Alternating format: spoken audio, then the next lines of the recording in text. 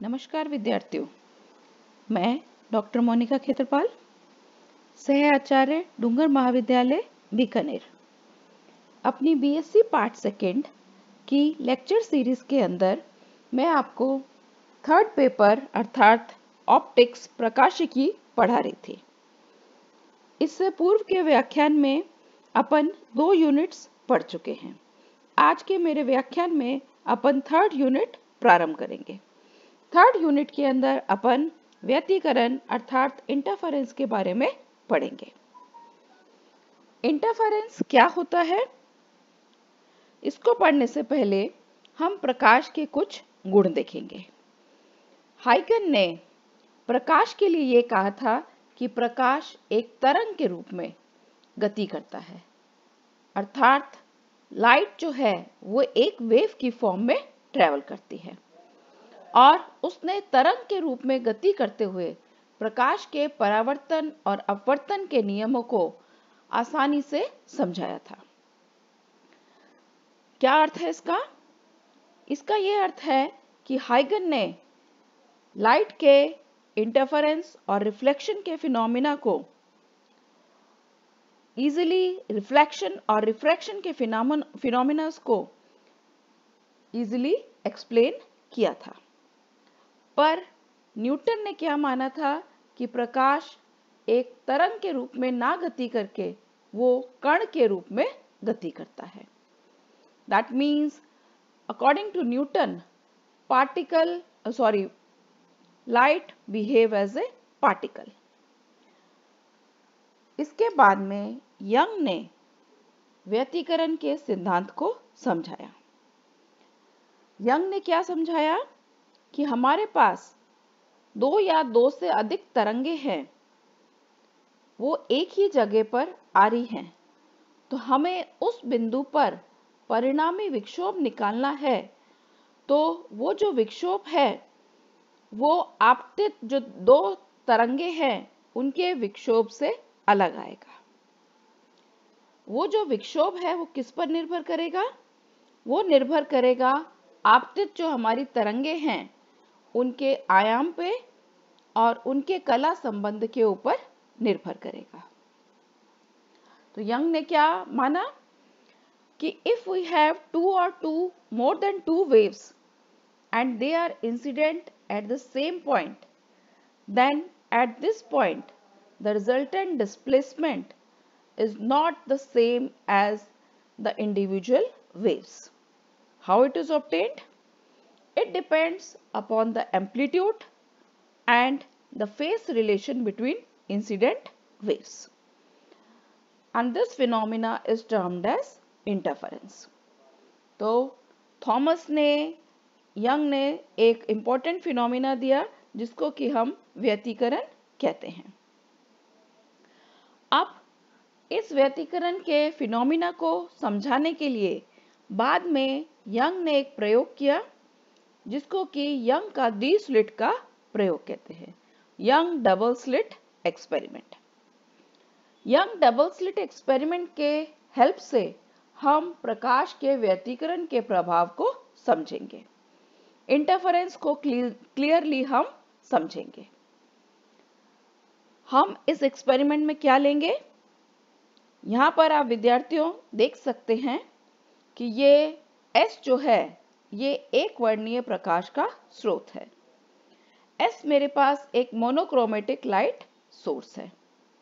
अब मैंने इस मोनोक्रोमेटिक लाइट सोर्स के सामने एक निश्चित दूरी के ऊपर एक आयताकार कागज का गत्ता रखा है। A rectangular cardboard is placed. अब हम इस कार्डबोर्ड के ऊपर इस प्रकाश स्रोत से समान दूरी के ऊपर 2 छेद कर रहे हैं, S1 और S2। इन दोनों छेदों को हम स्लिट कहते हैं।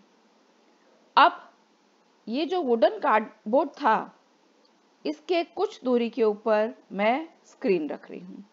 ये हमने यहाँ पर पर्दा दर्शाया है। अब हम क्या कर रहे हैं? जब स्रोत S से प्रकाश निकलता है, प्रकाश हमने कैसा माना है? एक वर्णीय। मोनोक्रोमेटिक लाइट सोर्स हमने लिया है। तो अब ये देखा गया कि ये जो हमारा पर्दा है, इसके ऊपर कहीं जगह तो हमें प्रकाश की तीव्रता अधिकतम मिलती है, कहीं जगह हमें प्रकाश की तीव्रता न्यूनतम मिलती है। That means on the screen we get light at some distance maximum intensity, and at some points the intensity is minimum. We get bright and dark fringes. तो हमें हमारे पर्दे के ऊपर दीप्त तथा अदीप्त फ्रिंजे मिल रही हैं। और ये जो दीप्त और अदीप्त फ्रिंजे यहाँ स्क्रीन के ऊपर आपको दिख रही हैं, ये एकांतर क्रम में मिलती हैं। मतलब एक दीप्त है, उसके बाद अदीप्त, फिर दीप्त फ्रिंजे, इस तरह से लगातार ये क्रम चलेगा। अब ये जो यंग का डी स्लिट का प्रयोग था, इसको समझने के लिए अपन ये देख सकते हैं कि हमने ये जो प्रकाश का स्रोत लिया है, एस, एक वर्णीय जो प्रकाश का स्रोत लिया है, इससे प्रकाश की जो किरणें हैं वो टकराती हैं स्लिट S1 और S2 पे। हम प्रकाश को एक तरंगाग वेव फ्रंट के रूप में मान रहे हैं। तो हमारे पास जो प्रकाश का स्रोत है, उससे एक तरंगाग उत्सर्जित हुई, वेव फ्रंट लाइट सोर्स से निकली। S1 और S2 पे जाने के बाद वो दो भागों में बट जाती है, उसको हम द्वितीयक तरंगे कहते हैं। तो हमारे स्रोत S1 और S2 से द्वितीयक तरंगे सेकेंडरी लाइट वेव्स इमर्जेंट हो रही हैं। अब ये जो सेकेंडरी लाइट वेव्स हैं, ये गत्ते के और स्क्रीन के बीच का ये जो रीजन है, इसके बीच में ये फैल जाती हैं। तो द्वितीयक तरंगे हमारी पर्दे और गत्ते के बीच में फैल रही हैं। तो ये जो द्वितीयक तरंगे हैं, ये एक दूसरे के ऊपर अध्यारोपित हो रही हैं, एक दूसरे के ऊपर सुपर इम्पोज हो रही हैं। तो वो पॉइंट्स जहां पर सुपर इम्पोज होकर के ये एक ही कला में अध्यारोपित होती हैं, सेम फेस में सुपर इम्पोज होती हैं, वहां पर हमें इंटेंसिटी जो है वो मैक्सिमम मिलती है। और जहां पर ये सुपर इम्पोजिशन अपोजिट फेस में होता है, वहां पर हमें इंटेंसिटी मिनिमम मिलती है। तो हमें यहाँ पर स्क्रीन के ऊपर वो पॉइंट्स जहां दीप्त फ्रिंजें मिल रही हैं, ब्राइट फ्रिंजेस मिल रही हैं, यहाँ पर ये जो वेव्स हैं, ये सेम फेस पे सुपर इम्पोज हुई हैं। समान कला अंतर पे इनके बीच में जो कला अंतर है वो समान था।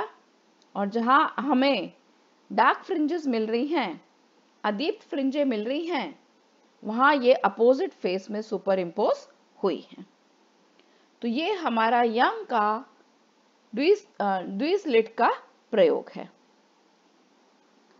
अब यंग के द्विस्लिट को प्रयोग को समझने के लिए, इसका गणितीय रूप समझने के लिए हम अध्यारोपण के सिद्धांत को देखेंगे। अध्यारोपण का सिद्धांत अर्थात प्रिंसिपल ऑफ सुपरपोजिशन। क्या है प्रिंसिपल ऑफ सुपरपोजिशन? हम क्या मान रहे हैं? हमारे पास तरंगे हैं, प्रकाश की तरंगे हैं, उनको हम एक ही क्षेत्र में गुजार रहे हैं। अगर वो किसी एक बिंदु पर आ रही हैं, तो उस बिंदु पर हमारा परिणामी विक्षोभ जो होगा, वो परिणामी विक्षोभ अलग अलग तरंगों के विक्षोभ के सदिश योग के बराबर होगा। क्या अर्थ है इसका? I am considering two or more than two light waves traveling in the same region. Then, if they superimpose at a point, then the displacement, then the resultant disturbance at this point will be equal to vector sum of disturbance of individual wave. तो हमारी जो तरंगे हैं उनका विक्षोभ मैं मान रही हूं E1, E2, E3 के बराबर। तो किसी बिंदु पर मेरे पास परिणामी विक्षोभ किसके बराबर आ जाएगा? उनके वेक्टर सम के बराबर। तो परिणामी जो विक्षोभ है, रिजल्टेंट डिस्प्लेसमेंट है, उसको मैं कैपिटल E से डिनोट कर रही हूं। तो कैपिटल E का मान कितना आ गया? कैपिटल E बराबर E1 plus E2 plus E3 plus so on. हमने इन सब तरंगों का वेक्टर सम लिया है। अब हमारे पास यंग के द्विस्लिट के प्रयोग को समझने के लिए मैं सिंप्लीफाइड व्यू ले रही हूं और मैं मान रही हूं कि मेरा जो एक वर्णीय प्रकाश स्रोत है उससे मैंने दो प्रकाश स्रोत बना लिए गत्ता रख के, S1 और S2। अब मुझे P बिंदु के ऊपर परिणामी तीव्रता का मान निकालना है। I have to find the resultant intensity at point P। पहले वाले प्रकाश स्रोत अर्थात S1 से P बिंदु की दूरी मानी है x1। इसी तरह दूसरे प्रकाश स्रोत S2 से P बिंदु की दूरी मैंने मानी है x2। और ये जो दो मेरे प्रकाश स्रोत हैं, इनसे जो तरंगे निकल रही हैं उनकी आवृत्ति और तरंग दैर्ध्य मैंने समान मानी है। Frequency and wavelength of light emitted by the sources are same। और इनसे जो प्रकाश निकल रहा है उसका आयाम मान रही हूं E01 पहले स्रोत से, और दूसरे स्रोत से जो प्रकाश निकल रही है उसका आयाम मैंने माना है E02। अब हम ले रहे हैं कि ये जो हमारे दो प्रकाश स्रोत हैं इनसे जो तरंगे निकल रही हैं, इन तरंगों का प्रारंभिक कला phi1 और phi2 है। Let the initial phase of light waves emitted from S1 and S2 be phi1 and phi2। ये मानने पर हम हमारी जो प्रकाश की तरंगे हैं उनको निम्न समीकरणों से लिख सकते हैं। पहली तरंग के लिए E1 का मान E01 sin omega t minus kx1 plus phi1। इसी तरह जो स्रोत S2 से निकल रही है उस तरंग को हम लिख सकते हैं E2 बराबर E02 sin omega t minus kx2 plus phi2। phi1 phi2 हम मान चुके हैं, प्रारंभिक कला इनिशियल फेज है। ओमेगा क्या है? ओमेगा है आवृत्ति 2 पाई अपॉन t, और k मेरे पास वेव वेक्टर है। k का मान होता है 2 पाई बाय लैम्डा। लैम्डा प्रकाश स्रोत जो हमने माना है S, उससे निकली हुई तरंगों की तरंग दैर्ध्य वेवलेंथ का मान है। अब अध्यारोपण का सिद्धांत क्या कहता है? P बिंदु के ऊपर परिणामी विक्षोभ रिजल्टेंट डिस्टर्बेंस इन दोनों के बीजगणितीय योग के बराबर आएगी। Will be equal to the vector sum of light waves emitted from the two sources। तो E का मान कितना आ गया? E1 plus E2। E1 E2 के मान रख दूं। E1 का मान है E01 sin omega t minus kx1 plus phi1। इसी तरह ये मेरे पास E2 का मान मैंने रखा है। अब साइन a माइनस बी का फॉर्मूला लगा के मैंने इसको खोल लिया। यह आ जाएगा E01 sin omega t cos kx1 minus phi1 minus E01 cos omega t sin kx1 minus phi1। ये तो आया फर्स्ट टर्म से। ऐसे ही सेकंड टर्म में भी दो टर्म्स आ जाएंगी। अब इसको सॉल्व करने के लिए हम क्या कर रहे हैं, साइन ओमेगा टी की दो टर्म्स जो मेरे पास हैं, इन दोनों टर्म्स को मैंने एक साथ ले लिया। साइन ओमेगा टी मैंने कॉमन ले लिया। अब बाकी की जो दो टर्म्स हैं इनमें कॉमन फैक्टर है माइनस कॉस ओमेगा टी, इसको हमने बाहर ले लिया। इस समीकरण को हल करने के लिए ये जो फर्स्ट टर्म है, इसके ब्रैकेट में ये जो टर्म है, इसको मान रही हूं मैं a cos थीटा, और जो मेरी सेकेंड टर्म है, ब्रैकेट टर्म को मैंने माना a sin थीटा। तो मेरे पास परिणामी रिजल्टेंट E का मान आ गया a sin omega T cos theta minus a cos omega T sin theta. a common ले लें तो ये किसका फॉर्मूला बन गया विद्यार्थियों? sin omega T minus theta. तो ये वाला जो समीकरण है, इसके अंदर a मेरे पास क्या है?